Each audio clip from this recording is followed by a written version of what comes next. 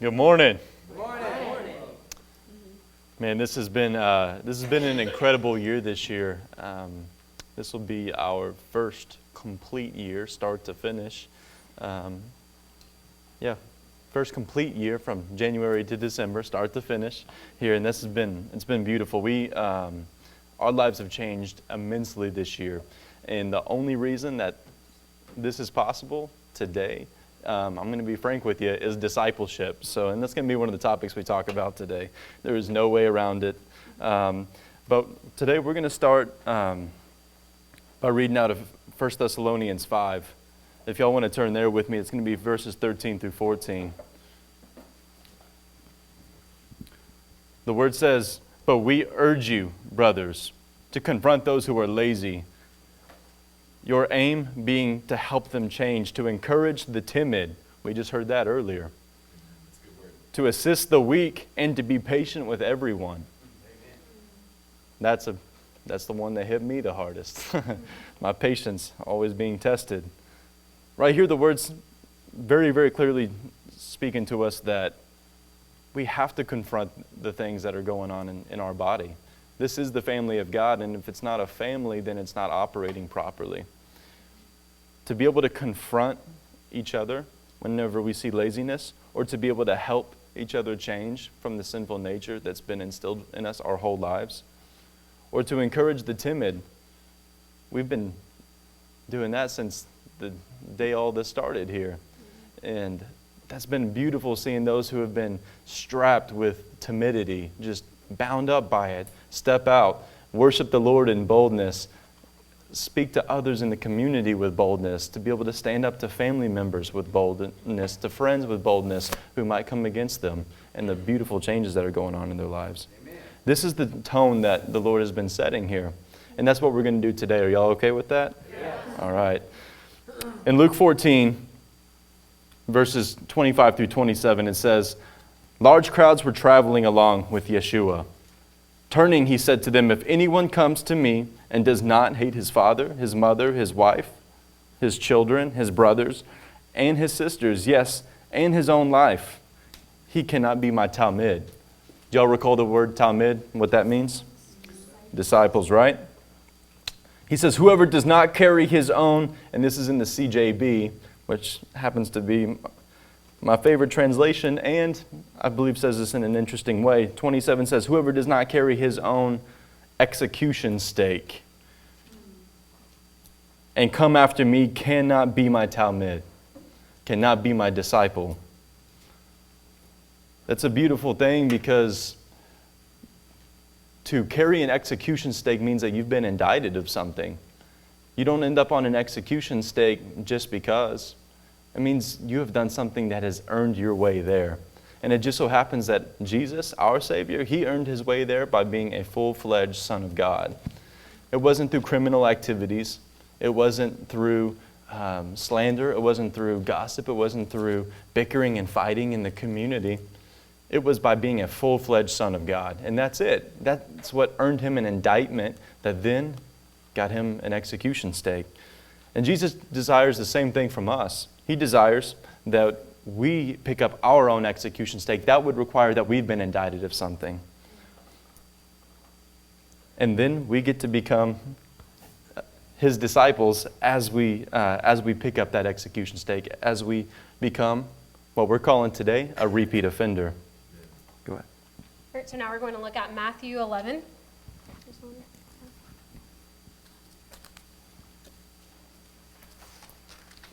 Starting in verse 2.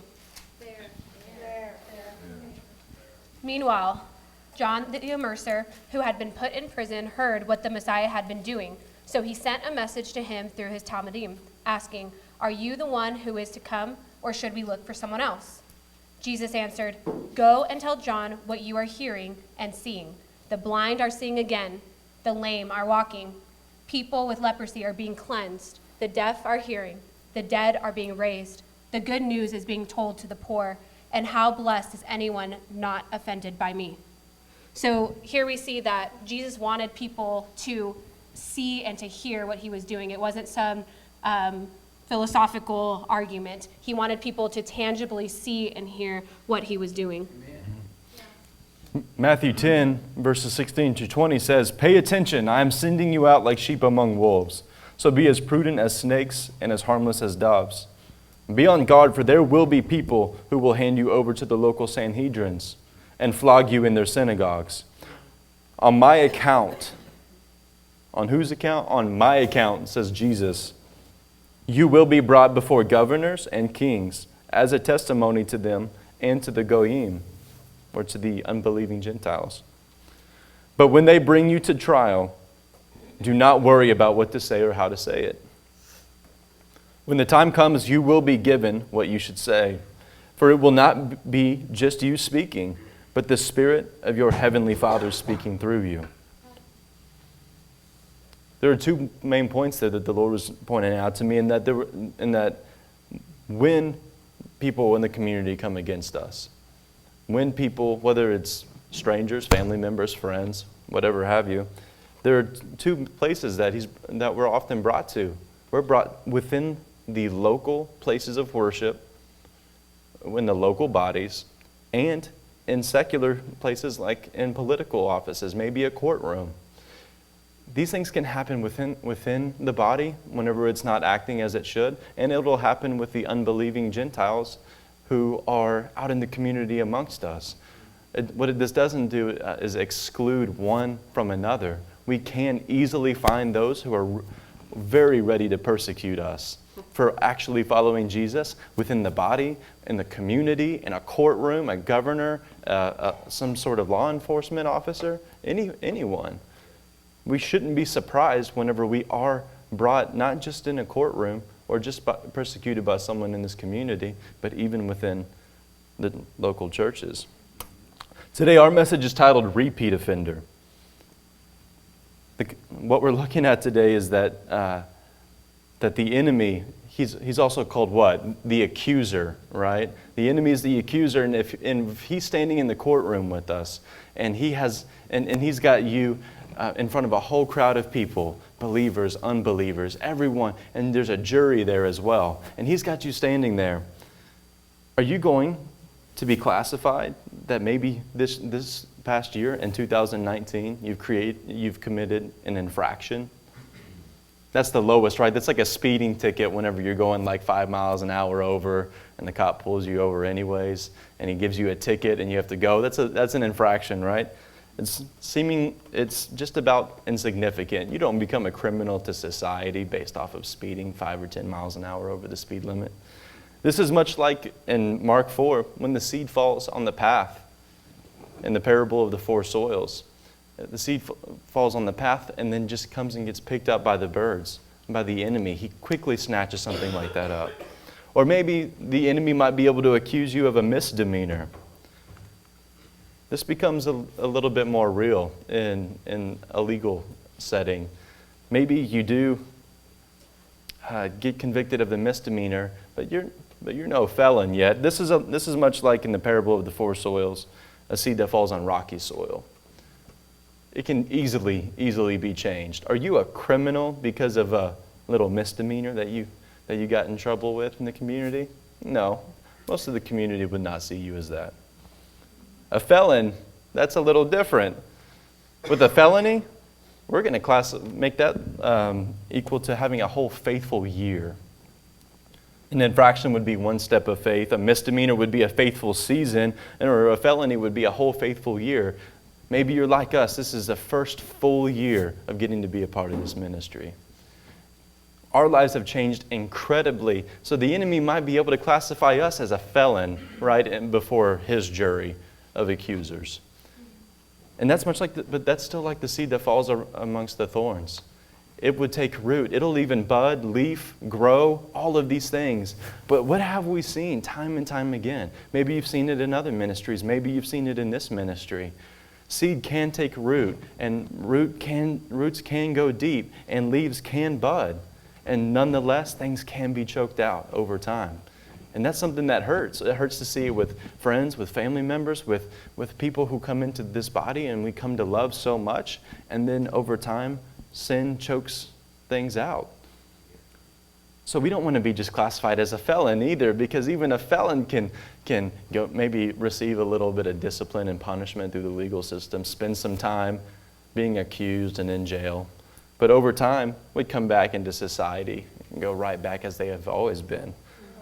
But in the kingdom, we want to be seen as a repeat offender. That's the only reason that Jesus ended up on his execution stake, is that he would not stop what he was doing. He said, I will not stop, and I cannot stop, and I will not stop speaking the words that my Father gives to me. And that's what earned him an execution stake, church, and that's what we want for this next year. Maybe, much like us, you've grown a lot this year. And we're going to share on 4 things today that we've had the most revelation in. But we have to be not just faithful to continue doing this, but to become such a repeat offender that it doesn't matter what society has to say. It doesn't matter what our closest loved ones and friends have to say. It doesn't matter what coworkers, employers, or even a legitimate law enforcement officer might have to say. If it's what God has been telling us to do, and if it's Him causing all of this radical change in us, then we're going to continue to do that, even if it means an execution stake. So we're going to talk about 4 classifications that we should either remain or become repeat offenders in, have that faithfulness over time in. We'll talk about marriage, devotion to the body, devotion to the word and prayer, and then lastly, discipleship. So while we discuss each topic, we want you to classify yourself and determine which you would be indicted with. Would you have an infraction in that topic, a misdemeanor, a felony, or would you be classified as a repeat offender, which is our goal? All right, y'all. Y'all go ahead and start turning to Ephesians 5 and say repeat offender when you get there. Repeat offender. Amen.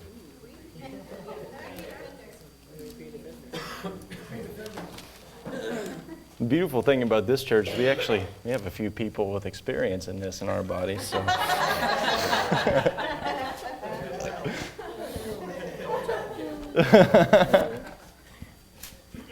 All right, y'all, the first thing we're talking about this morning is marriage. This has been absolutely, hands down, the most impactful topic in our family. Pastor asked us to share what our great revelation has been in this year, and what topics and what ways have we been the most drastically changed in 2019. What we know is that ministry flows from where? Our homes. And if it comes from our homes, where should it then first be coming from? Our marriages. If a man and a woman who lead their home, who care for their home spiritually, raise it up, disciple it, train and equip it, if what they have between one another is not in what we see as shalom in the Word, then we see the repercussions of that. And what we're going to do is constantly fight to see those things happen in our families and in our marriages. None of us have been in a good or perfect place on this topic, but we've got to change incredibly this year. And not always has the circumstances changed, but how we handle the circumstances has changed every time. Also, and even to all the single people in the room, you should be preparing on how to be a godly wife and husband. We have several who are en route to being married within the next 12 months. And everyone else, as we discussed at the singles class, there's no one here that has a specific calling to remain single in their lives. So this applies to everyone. Not all of us are in a covenant marriage right now, but all of us are in covenant with Jesus. Amen. Is everyone open to Ephesians 5? Yes. Repeat offender. Repeat offender, yeah. So Ephesians 5, starting in verse, we're going to start in verse 21. It says, submit to one another. I'm sorry, y'all, I need glasses so bad right now. Wives should submit to their husbands as they do to the Lord. And we're talking to the men right now, but Kendall's coming for y'all in a second. Because the husband is the head of the wife, just as the Messiah, as head of the Messianic community, is himself the one who keeps the body safe. Just as the Messianic community, or the church, submits to the Messiah, so also wives should submit to their husbands in everything. All right, here we go, man. As for husbands, love your wives. Y'all, we're going to count these things out because we got 7 of them, and I want you to help keep track of them. You can put up a finger. We're going to put up a finger for each one of these things here. Landon and I have been just pounding through this scripture lately, and we are holding each other accountable on these things. Number 1, as for husbands, love your wives, just as the Messiah loved the Messianic community. Indeed, he gave himself up for her on her behalf in order to set her apart, or set it apart for God. Number 3, making it clean through the washing of the Word in order to present the Messianic community, or the church, to himself as a bride to be proud of.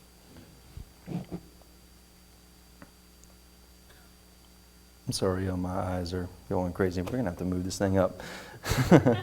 But holy and without defect. This is how husbands ought to love their wives like their own bodies, for the man who loves his wife is loving himself. Why, no one ever hated his own flesh. On the contrary, he feeds it and takes care of it, just as the Messiah does the Messianic community, because we are parts of his body.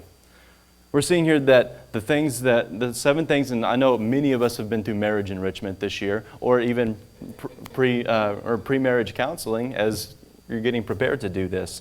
And we've been talking about Ephesians 5 over and over and over again. We see loving, the 7 things for men is to love your wife, to sacrifice for her, to set her apart, to wash her in the Word, to present her as someone to be proud of, make her without spot or wrinkle, and treat her as you would treat yourself. Our dedications to our wives as men is a reflection of our relationship with Jesus. If we live as a dedicated bride of Christ, then our expectations on how we train, equip, correct, or encourage, and lead our wives changes, as does our expectations for our wives. What I've learned this past year is, as Jesus was pointing out, many of the faults in me and how I was poorly participating in being a bride to Christ.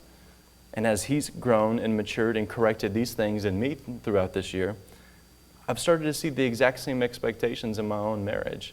That whenever we see an expectation in the Word for how Jesus would desire his bride to be, I would expect the same thing within our relationship. And this is how we end up being able to have ministry come from our home. This is how we can get to the other topics that we're going to talk about today. Is that whenever I address my position as a man, being a bride to Christ and how he treats me, I then want to do the very things he does for me with Kendall. And our relationship begins to grow, our home begins to grow, and other people end up becoming great impacted by it. Are you, not being a repeat offender, only guilty of leading your wife in such a way that earns you an infraction or a misdemeanor before the accuser? A significant problem with being inconsistent in leading our wives is that we take a break for even a moment. We are not only causing damage to them, but also to ourselves. These characteristics are reflective in our relationship here as they are with Jesus. These 7 things became for me this year a checklist. Jesus convicted me of this boldly and clearly about the middle of this year. I had learned so much from my pastors about how to lead my marriage, how to grow it, how to correct the sinful things that were within it, and how to nourish it. But what I ended up finding is that I would lower the standard. I would lower the standard so that I could check these 7 boxes off, and it became a legalistic pattern, in which case I was only doing what I had been told to do, and instead of radically leading and changing my own marriage. Whenever ministry comes from our home, we have to step up and raise the standard for ourselves. We have to step up and raise the standards for our spouses. These 7 things became a checklist to me. But according to James 1:22, we must not merely listen to the word and so deceive ourselves. but do what it says. And so if we're called to do what the Word says, and Jesus is saying that unless it earns us an execution stake, we're not really being His disciples, we have to be a repeat offender on these topics. There is so much potential in this church. There's so much potential, but there are so many of us waiting for the next spoon to be put in our mouths this next year. So men, if our enemies were standing in front of us, ready to indict us, where would you want to stand? If the enemy were to be able to indict you, would you want to cause him concern based on how you've been leading your marriage this year? Or maybe how you're preparing to lead your marriage that's soon to come?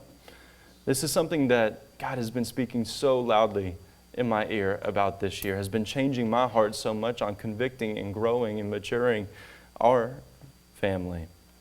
And we want to see the same thing going on here, but what we must not do is have the revelation that we have had this year, have the change, have the teaching, the lessons, the marriage enrichment, whatever have you that we've had this year, one association, all these great things that we've been taught, and not make it such a pattern that it would earn us an execution stake in the year to follow. We're in Ephesians 5 still. So if we look at verse 22, it says, wives should submit to their husbands as they do to the Lord. And if we look down, my version says in verse 33, see that the wife respects her husband. So we see submission and respecting our husbands. That's something that was incredibly hard for me. And it's still something that I constantly have to beat my flesh into submission in each and every day. Because if we are not submitting to our husbands, therefore we are not in submission to the Lord. And that was very heavy on me this year. When I'm only charged with an infraction, meaning maybe I've submitted properly a few times, or if I'm charged with a misdemeanor because I had a really good month last month, I did great with submitting to my husband, that's still not being in submission to the Lord, because we are called to do this faithfully day in and day out. So when I think of respecting my husband, I obviously think of Proverbs 31. So let's go ahead and turn to Proverbs 31.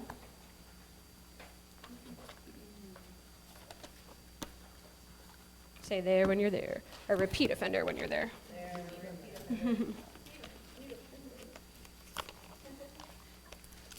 Repeat offender.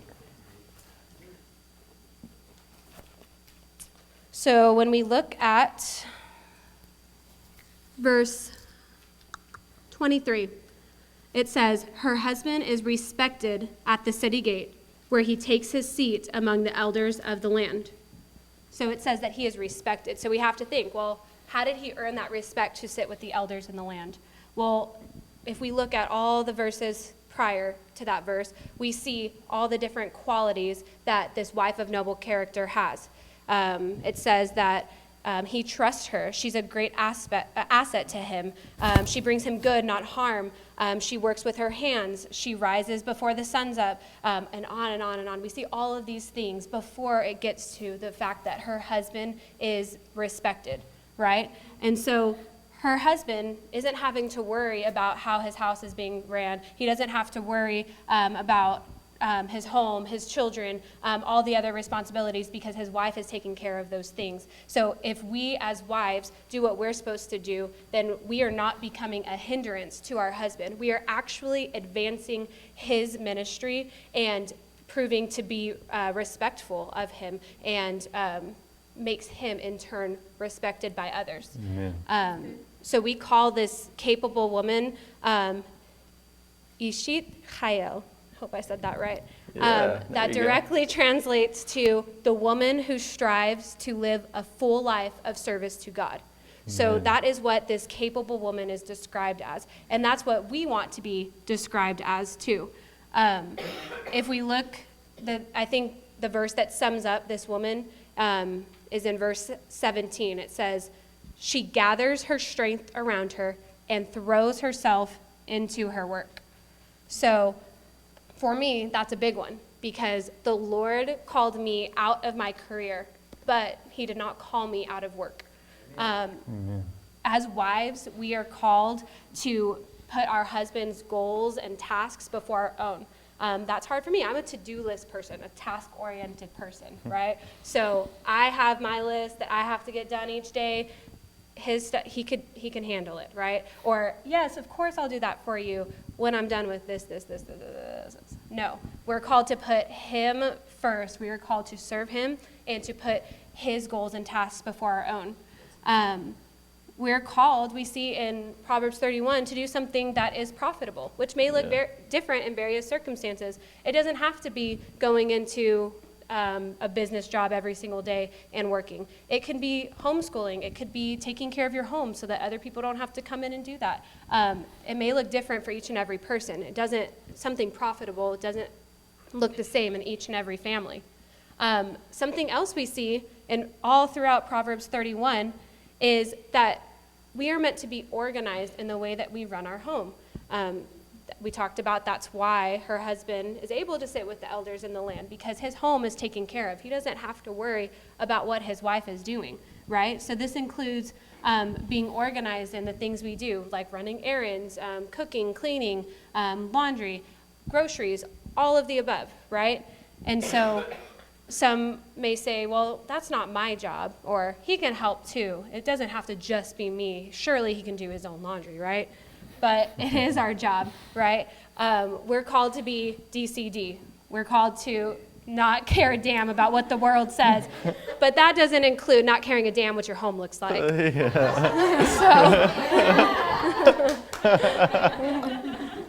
So I also think about Titus 2, 3-5. It says, likewise, tell the older women to behave the way people leading a holy life should. They shouldn't be slanderers, so no gossiping, or slaves to excessive drinking.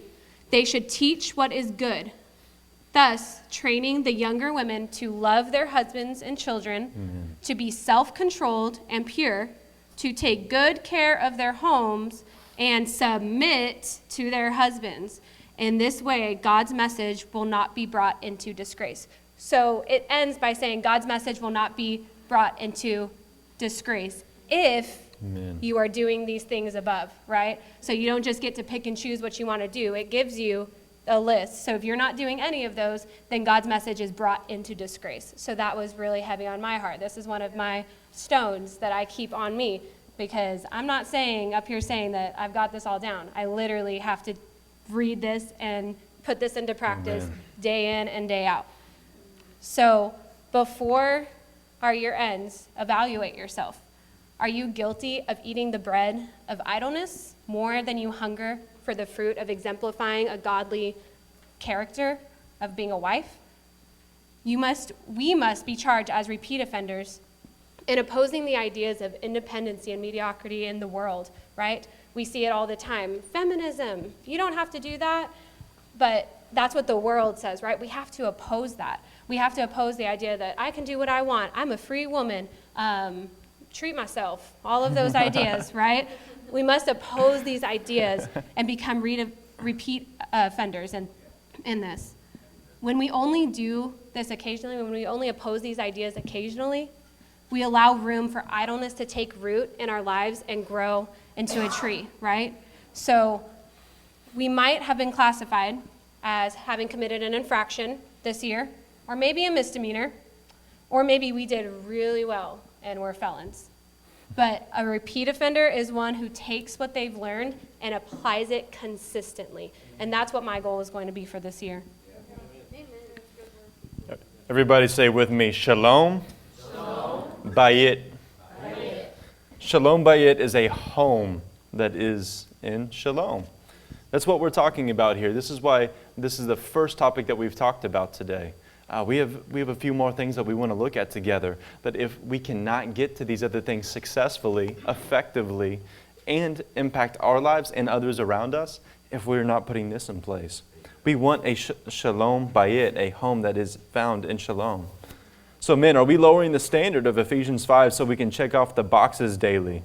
Or are we pursuing a more excellent way and becoming better husbands to our wives? Yes. Women, are you remaining complacent and submitting to your husbands? Or are you striving towards becoming a wife of noble character? Yes. These are the foundations of the rest of the ministry that God's called you to and that He's called me to and kindled to. The next thing that we're going to talk about today is devotion to the body. Because once we get devotion to our wives and our husbands down, we then know how to do relationships with other people well. If we don't know how to manage our first relationship well, then we can't do the rest of this very well. Y'all turn with us to Acts chapter 2, verses 44 through 47.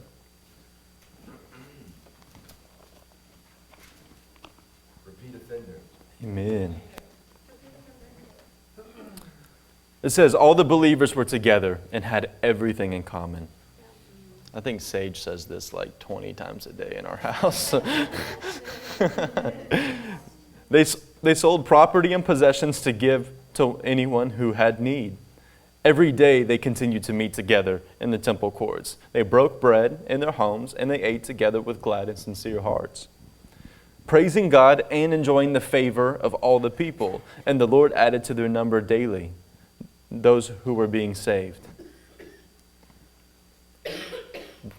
One of the most incredible things about the event of what, as we see Pentecost in Acts chapter 2, is that there was an existing body of people who loved Jesus, who lived for Him, were devoted to Him, but it was small.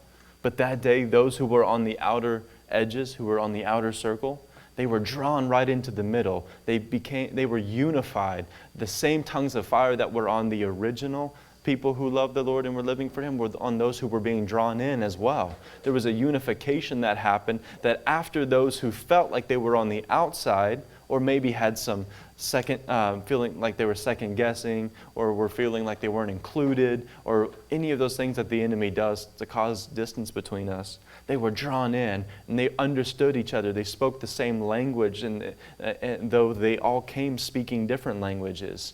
And they worshiped God together, and tongues of fire from heaven came down on them. I'll go ahead and turn to Hebrews chapter 10, verse 23 and 25. In Hebrews, we're actually encouraged to keep doing such a thing as what we see in Acts chapter 2. It says, let us continue holding fast to the hope we acknowledge, without wavering, for the one who made the promise is trustworthy. Verse 24, and let us keep paying attention to one another in order to spur each other on to love and good deeds, not neglecting our own congregational meetings, and I didn't say it, Hebrews says it, as some have made a practice of doing, but rather encouraging each other. And let us do all of this all the more as you see the day approaching.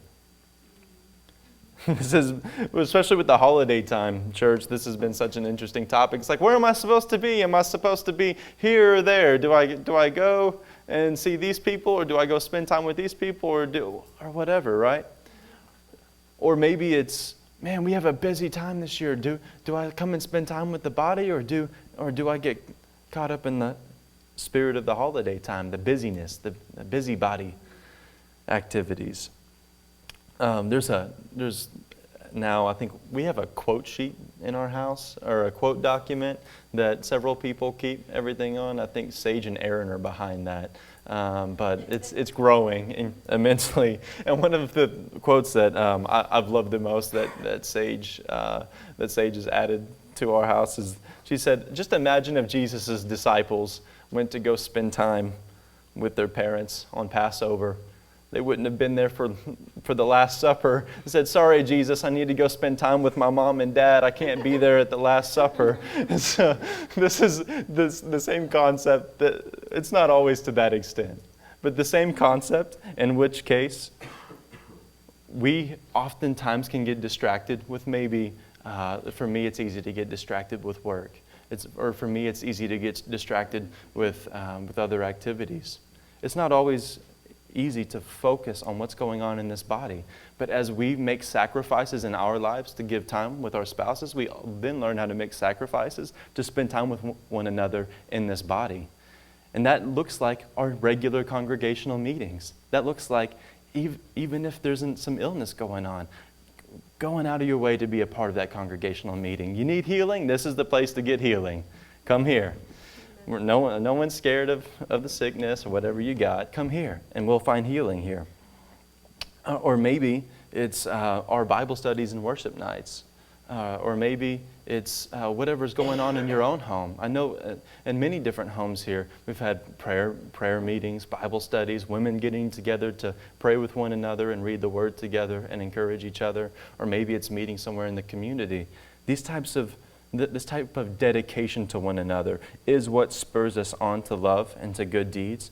And we then get to, because we're not neglecting our congregational meetings, then we get to spur each other on in such a way that we do grow, not just with one another, but in the Lord. You don't have to turn here, but also in 1 Corinthians chapter 12, it says, just as a body, though one has many parts, but all its many parts form one body. So it is with Christ. We feel it whenever someone's not here. We are a small body still. This is a small church, and whenever someone's missing from here, it hurts. We feel it. If you saw a person with a missing limb, would you think that they maybe missed that limb? Or maybe they were deaf in one ear but not in the other? Do you think that they would love to hear out of that ear that's deaf? It's the same thing here. When one person is missing, when one family is missing here, we greatly feel that. And that's why there's a dedication to the body that whenever, if it's a matter of your family being in need, that's why we live sacrificially and take care of each other's needs. If it's a matter of not feeling unified, that's why we go out of our way to build our relationships with one another. So there's no need to feel discluded. There's no need to feel like you're on the outside. There's no need to feel like you don't matter. We will make the sacrifices to draw everyone in, because this is all for building up the kingdom anyways. Something major the Lord has shown me this year on this topic is the importance of the relationships I'm building here in our body. We are called to create meaningful, intimate relationships with one another as the body of Christ. And why not do it now when we're this small? And some of us, we hardly see each other. That's something that I had to make sacrifices in parts of my life in order to put this as a priority. Like I mentioned earlier, as women, we have a lot to do, taking care of our homes, your children, your husbands, the list goes on. However, I have learned that I have to sacrifice some of these things, my alone time, my me time, in order to create and cultivate these relationships. Something in our home that we challenged ourselves with a couple months ago, or a few months ago, is to make it a point to meet with at least one woman in our body a week. This isn't legalistic. This is not the answer to your problems, but this is something that we felt was needed in order to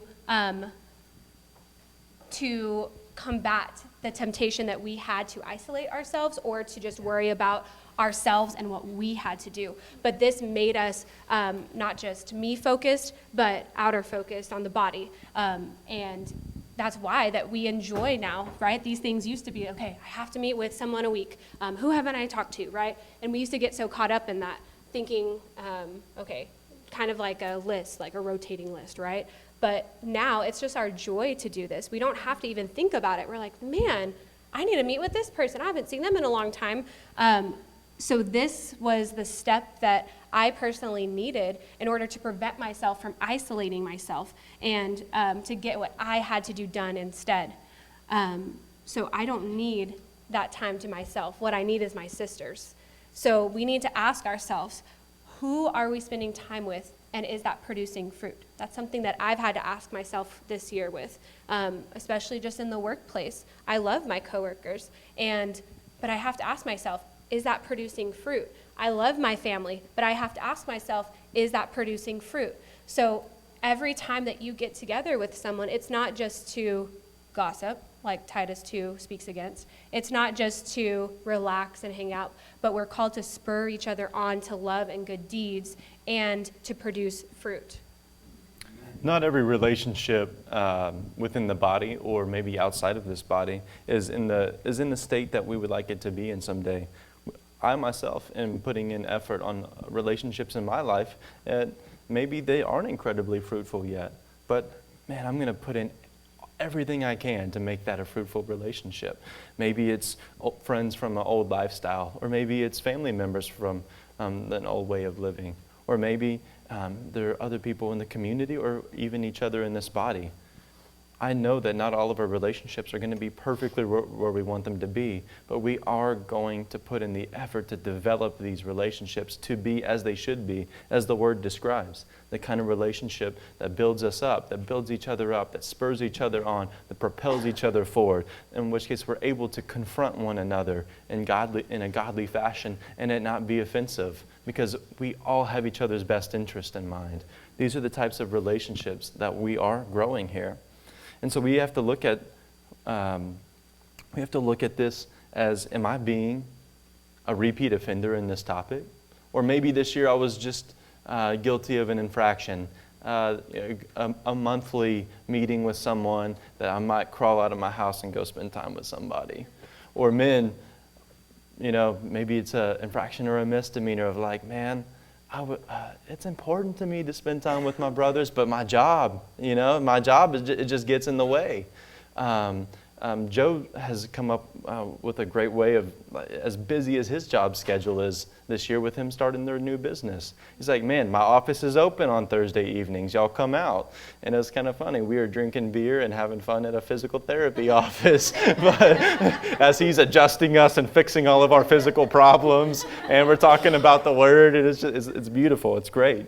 We all are going to have busy lives as we're working to provide for our families, or as we're taking care of children, those who have several children in your home. These are all things that do take up a lot of time, but we have to go out of our way to build up our relationship as we're devoted to this body. So we cannot be guilty of just an infraction, a misdemeanor, or even a felony for this year. Maybe you've just blown it out of the water this year. We are going to go and take the things we've learned this year and put them to work next year. You should be able to encourage others to live a life like yours next year, where they see a man who works hard and provides for his family, but still is immersed in the Word and baptizing his wife in the Word as well, and is devoted to the body and the relationships within it. I've seen Chuck change on this completely just in the last couple of months. It's incredible, man. This dude is one of the hardest working individuals I've ever known in my life. I kid you not. This dude is a workhorse. And at the same time, has been spending so much time in the Word every morning and every evening, going through it with his family, and going and spending time with others while working as hard as he does. Amen. I don't want to hear it from anybody. This dude is killing it right now. And it encourages me to go and do the same thing. Yeah. And it's people like this in our body, in this body that I'm devoted to, that have encouraged me to do the same thing. In which case, I've had to make changes in my life because I find myself convicted among men who have been working so hard and still doing these things. While at times we're looking for opportunities to just free up my schedule more so I can be more available. No, instead, do everything as the Lord instructs us to do and still be completely devoted to this body. Next, we're going to talk about devotion to the Word and prayer.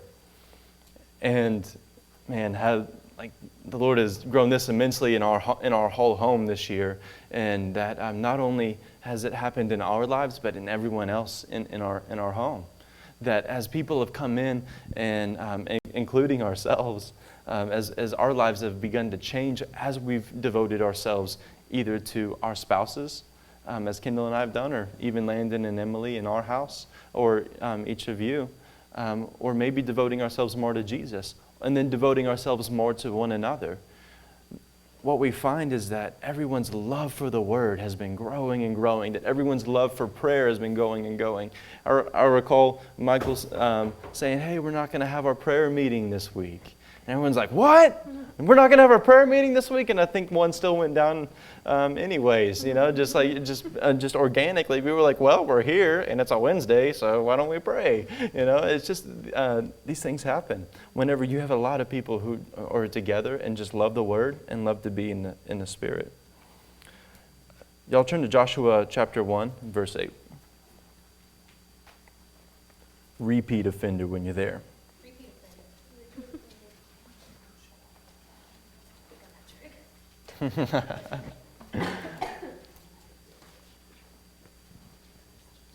Joshua chapter 1, verse 8. It says, keep this book of the law, or this Torah, on your lips. Meditate on it day and night so that you may be careful to do everything written in it. Then you will be prosperous and successful. Or maybe Deuteronomy 30:14. They'll stay at Joshua. We're going to talk about that. Deuteronomy chapter 30, verse 14 says, no, the word is very near you. It is in your mouth and in your heart, so we may obey it. Whenever we have big things in front of us like Joshua did, Joshua had a big job laid out in front of him. He was given the task of finally getting God's people into the promises that they had been given. The promised land was right there, and everyone had been on the brink of it this whole time. He had been given the responsibility of not just leading them, but actually fighting in hand-to-hand bloody warfare throughout all of that. And God wasn't telling him to go practice his swordsmanship more here. He wasn't telling him to go and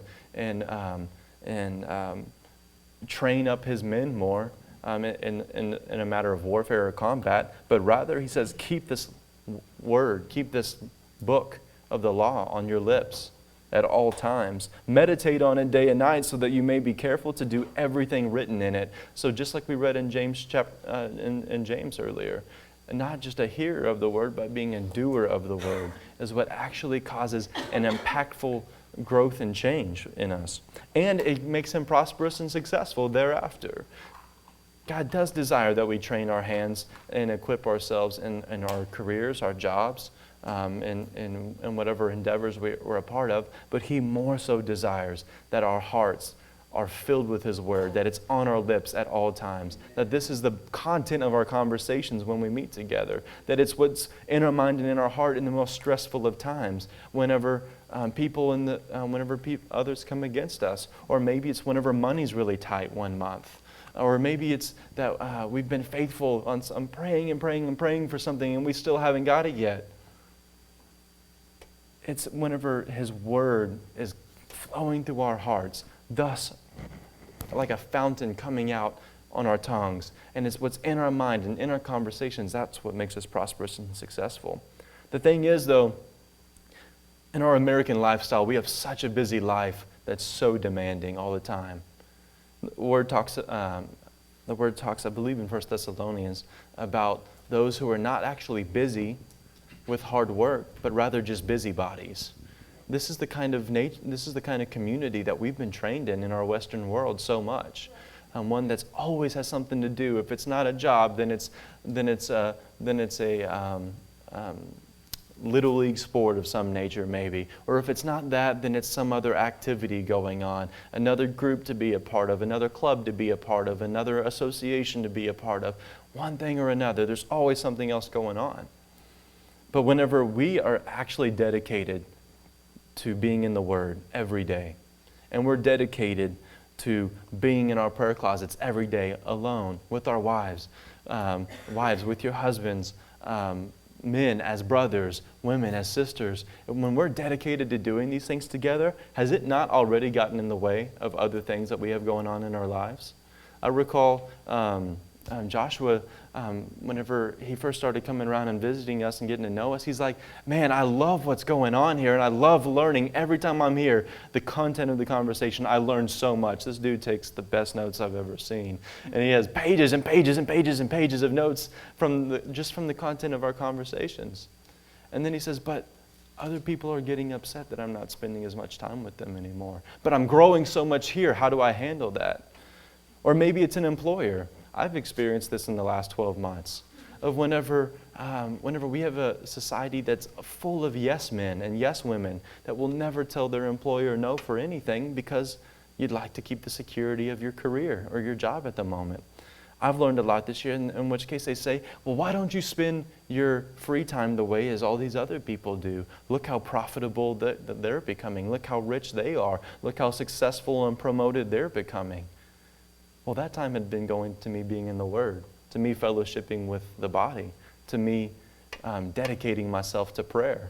These types of things, whenever we allow the world to replace our dedication to one another, our dedication to our families, our dedication to the Word and to prayer, we end up having a lifeless, fruitless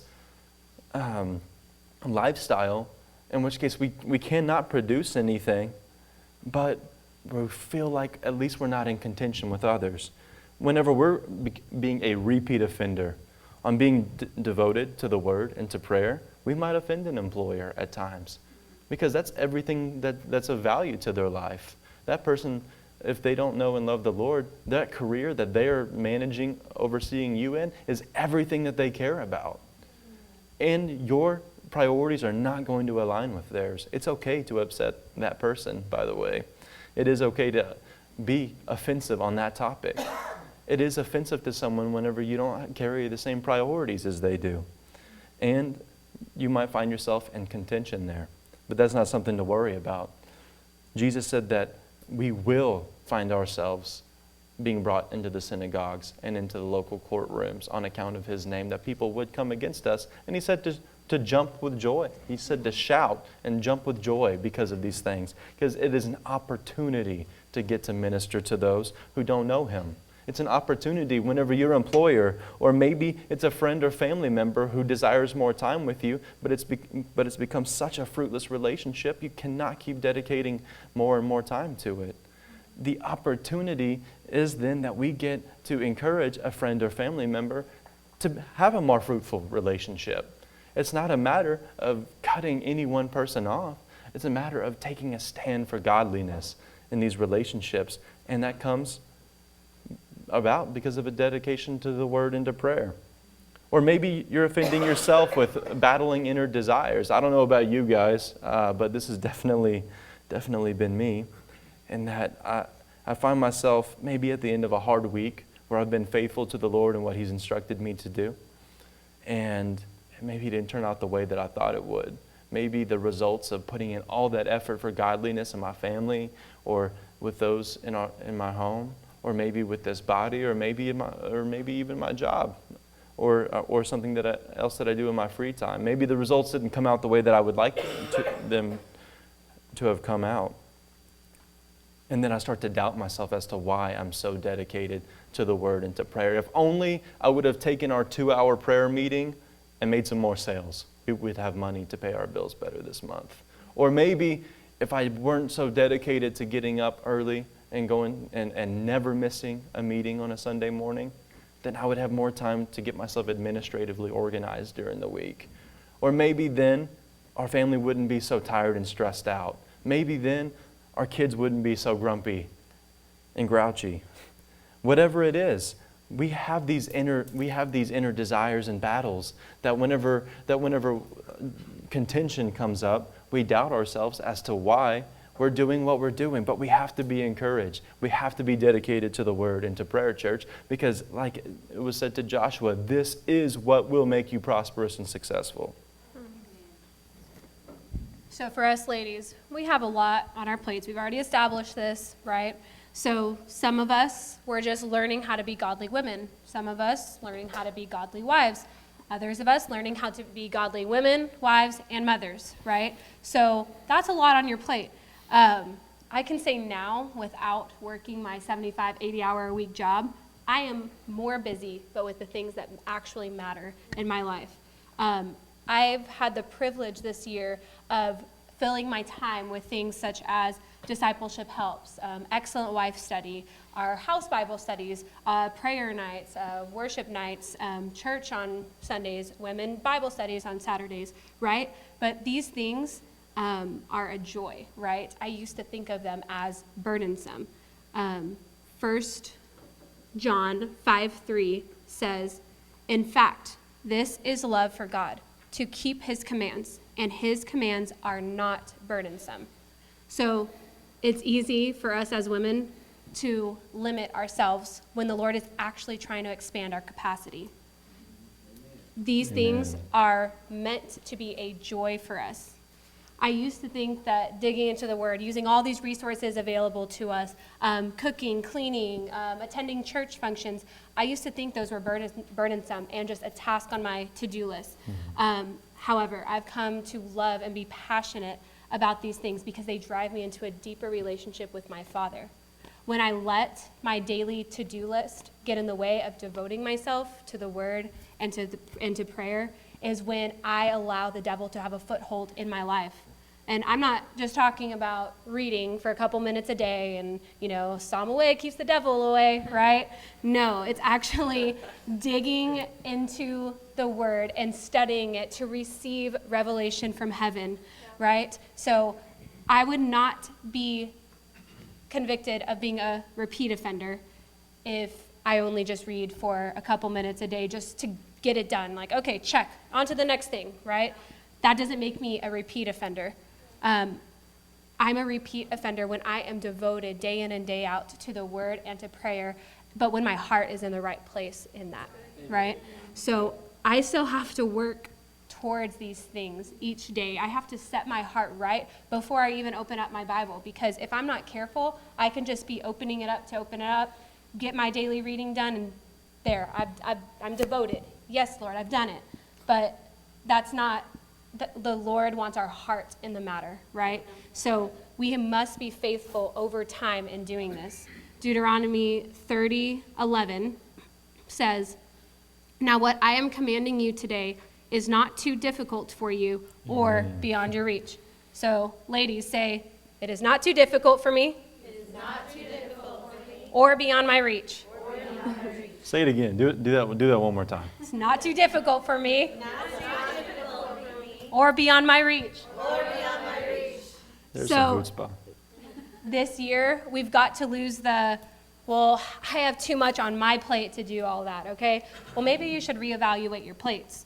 So you are going to be the sources of wisdom and truth for the next women that come into Remnant. Yeah, amen. We are called to be the woman in Titus 2 that says, "Likewise, tell the older women to behave the way people leading a holy life should." Okay? It says, "Thus training the younger women to love their husbands and children, to be self-controlled and pure, to take good care of their homes, submit to their husbands." It says that you are going to be the ones training the younger women, Amen. right? And so, Amen. like Kason was talking about earlier, we've been being spoon-fed this year, okay? We've been receiving all the wisdom and the truth from people further along than us. But this new year, it's time for us to be those women that are giving out the truth and the wisdom, and for the women that are to come in Remnant. Amen. 2 Timothy 4:2 says, "Preach the word, be prepared in season and out of season. Correct, rebuke, and encourage with great patience and careful instruction." Amen. So how are we to be prepared in and out of season, right? How are we going to be prepared for any woman that walks in our door? That's being devoted to the word and to prayer. Amen. Well, Jesus said that the harvest is plentiful, but the what is few? But the workers are few. This is the case in most of the Western church. Many people are there ready to be a part of a harvest, maybe even ready to be harvested themselves. But those who are going to step up and be equipped and trained and ready to become workers themselves are so few. And this is what our challenge to ourselves and to all of you is for this next year, is the beautiful things that we've been taught this year. Everything from marriage enrichment to our every week Sunday meetings, to the Bible studies that we do in our own homes, to the book studies that we do in our own homes, to men's Bible study, women's Bible study, marriage enrichment, one association, all these things. This is beautiful wisdom, and it's all meant to feed us and to grow us up and to take us out of spiritual infancy so that we can go and become a worker ourselves with those who have already established themselves as workers. But that's up to us to do that. It's up to us to take the things that we've been nourished and fed with and become a worker.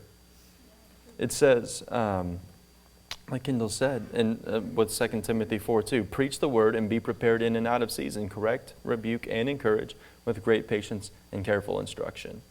This is all coming from one source, that is the word.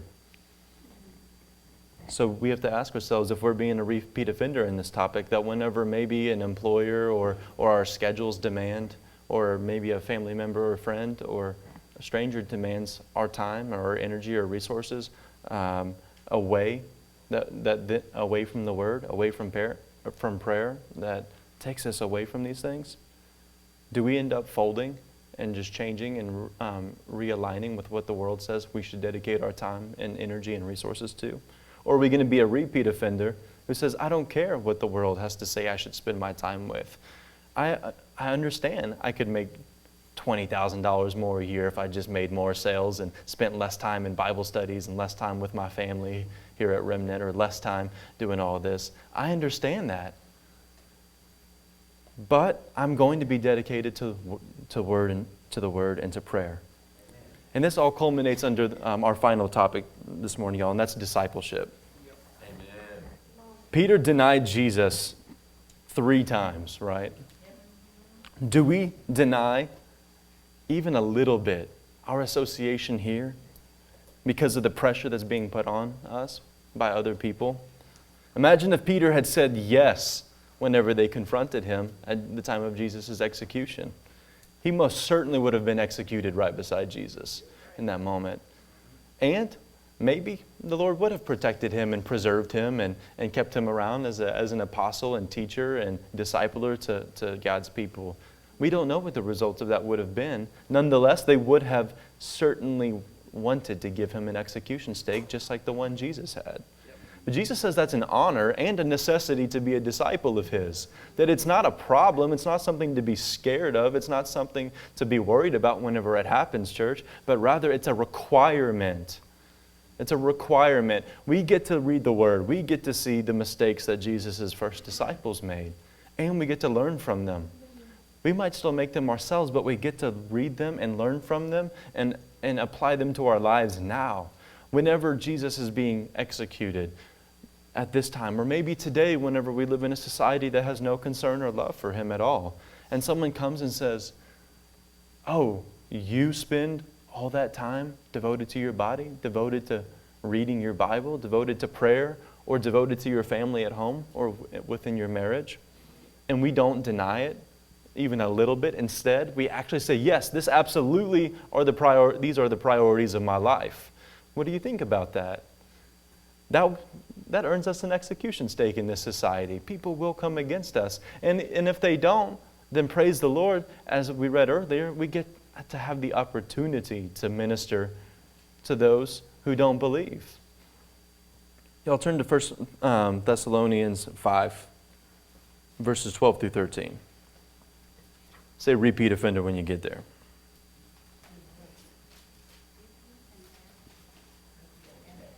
Amen.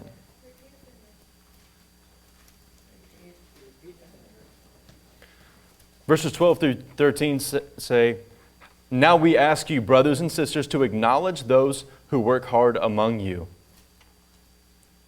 who care for you in the Lord, and who admonish you. These are those who are overseeing our ministry, are helping to spiritually oversee our families, who help teach us how to grow in our marriages and as parents or as children, how to grow in learning the Word and growing within this body, and how to perform godly, Christ-like characteristics in all facets of our life, maybe at our job or our career, out in the community, within our homes, or right here in this body with our corporate meetings. It says, hold them in the highest regard, in love because of their work. Live in peace with each other. What we do not see here, church, is a godly submission to authority. Is an ungodly submission. What we do not see is an ungodly submission to authority that has turned legalistic. It's not just because of I've been learning about this a lot this year, that it's not a matter of someone's position that gives them the authority. My pastor's always teaching me this and beating this into me all the time. It's the authority that one gives to another. I have given authority to my authority in my life to my pastors, and I've given it to fathers and mothers in the faith, and I've given it to brothers and sisters in the faith as well, because I do know that my brothers and my sisters, and my fathers and mothers in the faith, and my pastors have my best interest in mind. So this is a matter of giving authority, a godly level of authority that we see in a discipleship relationship. In which case, it says right here, to hold them in the highest regard in love, not in law, not according to some written word that you've been commanded to do, but because you love them and you know that they love you as well. This is a brand new type of relationship that God's taught us and really flourished in 2019. And we look forward to seeing that grow even more in 2020 and going and doing the same thing for others, as others know that we love them and they give us authority in their lives. As we develop covenant types of relationships with brothers and sisters and even those who we might be raising up in the faith over time. We want this kind of godly discipleship model to be reflective in our lives, where someone knows because of our love for them that we get to have a say there. Almost every single one of us in this room went to one association, which focused on discipleship. Some of us were even here for the more in-depth Talmudim series that Pastor Mike preached. Some of us are even living with your disciplers, right? Yet how have you implemented what you've learned over this past year? Have you attached yourself more to your discipler? Are you even being discipled? When we are intentionally being discipled, it may make us uncomfortable because the vulnerable parts in ourselves are being brought into the light, right? To those discipling us. And that may make us kind of step back and say, oh, I don't think I want that kind of relationship, right? It makes us uncomfortable and we have to sacrifice that comfortability. Is that preventing you, that uncomfortability, is that preventing you from drawing near to those further along than you? It could be uncomfortability in the fact that you have to be vulnerable. It can be comfortability in the fact that you have to sacrifice some of your time to do this, right? Put aside that to-do list and draw near to your discipler. Matthew 26, 40 through 43. Go ahead and turn there. Matthew 26, 40 through 43.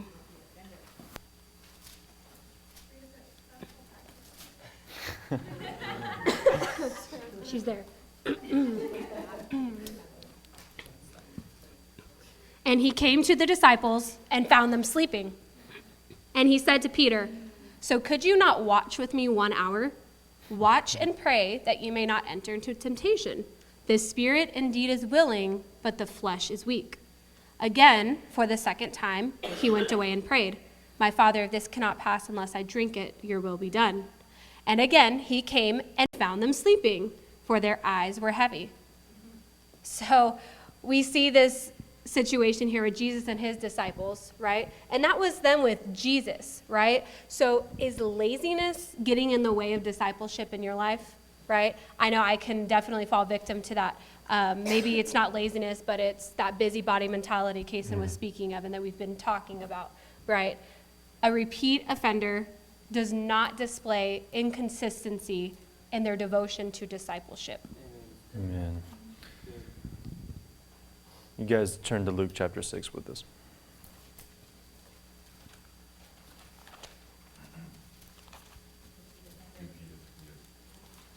As we're coming to a close on this message here, I want all of us to rightly assess ourselves as to how it's been this year.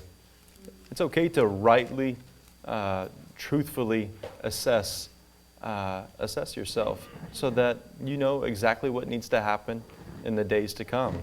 We can set a whole new tone in this next year. In these following days, there's no reason to wait until January 1st. Start today. Today is the day to repent, change, and grow up. Luke chapter 6 says, in verses 20 through 23, says, looking at his disciples, he said, blessed are you when people hate you, when they exclude you and when they insult you, and when they reject your name as evil because of the Son of Man. Rejoice in that day and leap for joy, because great is your reward in heaven, for that is how their ancestors treated the prophets. He later says that the favor that the world would give you and that they speak so well of you is exactly how they treated the false prophets. If we're earning a life, if we are living a life that does not earn an execution stake with all of the darkness in this world, we're not living as a disciple of Jesus. We have to have a clear distinction, church, between our lives and the rest of the world. That's what light does. Light comes in, and the Word says we've been made light, right? So when we've been made light and we come into a world that is absolute darkness, then we shine and we expose things that have been hiding in the darkness around us. We make people uncomfortable. People get upset. If a person has been, if you were sleeping in, maybe it's a Saturday morning, just imagine this. You're sleeping in, your room's dark, it's like 9 or 10 o'clock in the morning, and you're like, man, we had late fellowship on Friday, something like that, and lights off, you're not feeling well, and somebody just comes in and flicks the light on you. Are you going to be very happy about that? No, you're going to bury your face in your pillow, and you're going to be absolutely ticked off with the person who turned the light on. Oh, CJ. I thought somebody was trying to call me out up here right now. We told him he has to wait till the sun comes up. Exactly. So, church, we have to, again, as we're coming to a close here, we have to take a look at this. We have to understand that we are going to offend the world around us, and you should not be discouraged about it. In fact, you should be encouraged because you are making yourself distinctly a disciple of Jesus in a world that has no concern for Him. Revelation chapter 21, verse 8 says, "But as for the cowardly, the untrustworthy, the vile, the murderers, the sexually immoral, those who are involved with the occult and with drugs, idol worshippers, and all liars, their destiny is the lake of burning fire with sulfur, the second death." We cannot be cowards, church. We cannot be untrustworthy. We cannot be vile and murderers and sexually immoral, all these things. We cannot go out offending people, being vile, just for the purpose of offending people, just for the purpose of stirring things up and making people angry. However, we must be a repeat offender in this world. That whenever the world accuses us of being a disciple of Jesus, of living Him out too well, too passionately, you're an elitist, you're whatever, you're legalistic because you like your Bible too much, all those types of things that we hear all the time from people, we cannot be cowards on these things. In fact, we only step up, and we stand up as a church. We stand up together. No one is new to this body in this room.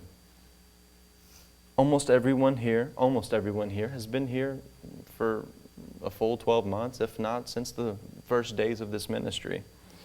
This year is the year to take up our crosses or pick up our plows and get to work. It's time to carry the execution stake of being godly and sow the seeds of God to a broken earth. If we are not repeatedly offending the spirit of this world, we will step up this year and become repeat offenders in serving the Most High God. Turn back to Matthew 11. Again, one of my favorites.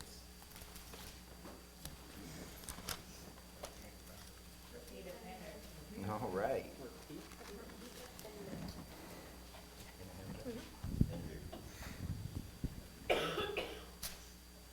Matthew 11 and verse 1 says, after Jesus had finished instructing the 12 disciples, a normal thing that He did, He went on from there to teach and preach in the towns of Galilee. When John heard in prison what Christ was doing, he sent his disciples to ask Him, "Are you the one who was to come, or should we expect someone else?" Jesus replied, "Go back and report to John what you hear and what you see. The blind receive sight, the lame walk, those who have leprosy are cured, the deaf hear, the dead are raised, and the good news is preached to the poor." Amen. Let that be a litmus test for your life, saints. Blessed is the man who is not offended because of me. Some translations say, who does not fall away on account of me. How do you keep from being offended? You become offender. That's what you do. That's who you are. Why? Because the gospel's being preached through you. Because your life is demonstrating the word. Therefore, you don't have to be offensive. Because the gospel is offensive. Amen. And if it's being lived through you, then it's going to offend people who have darkness left in them, right? The atmosphere, the kingdom of darkness. Those things are going to happen. That is your normal Christian life. Therefore, you don't have to be offensive, right? Because the word itself can do its job. Amen. Stand with me. Amen.